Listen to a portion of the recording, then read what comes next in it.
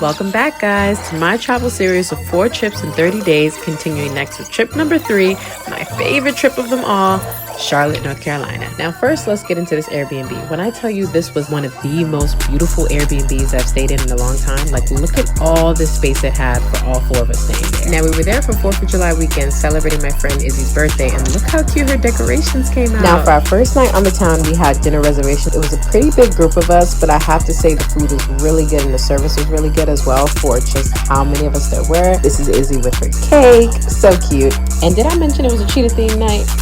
Look at me. And that first night, we also had a section reserved at Club Love. This was actually so fun. Like, look at the bottles coming in. This is how you knew the weekend was off to a good start. Like, we was having a time in there, okay? And next thing you know, it was time to leave, but we did start the next day off strong. Immediately started pre-gaming for the day party we had later that afternoon. And don't ask me why we were pre-gaming for a total of like 4 hours, because look at these TikToks we were making. And the day party was the 704 annual summer block party. This was my first time going, but it was so cool. There was a ton of black people in the crowd, of course, a lot of different vendors where you could do different things. There was this one section I went up to where I was like touching a rug, which is cool. And guess who I see while I'm out there? This is my blood aunt, y'all. Like, I literally ran into my aunt in the crowd, which is so crazy.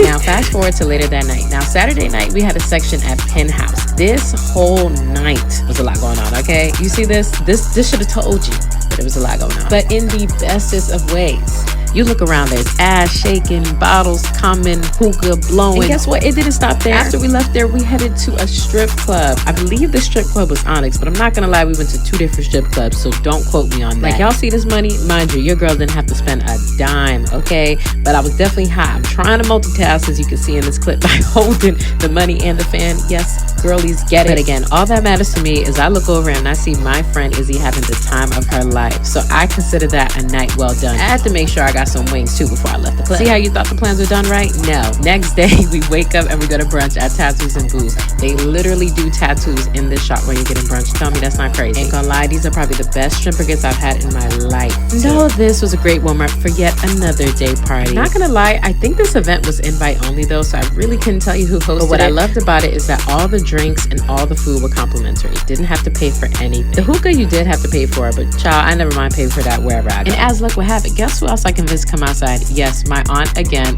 And it was really nice that we got to spend some time together. She ended up taking me to another side of town where we could get these espresso martinis. It was basically a cigar bar. And this spot that we ended up here would be my last spot of the weekend. Pretty much a great way to wrap it all up. Charlotte, you don't owe me anything but a ton of sleep. But make sure you guys stay tuned to see where I end up in the next and last part of the travel series.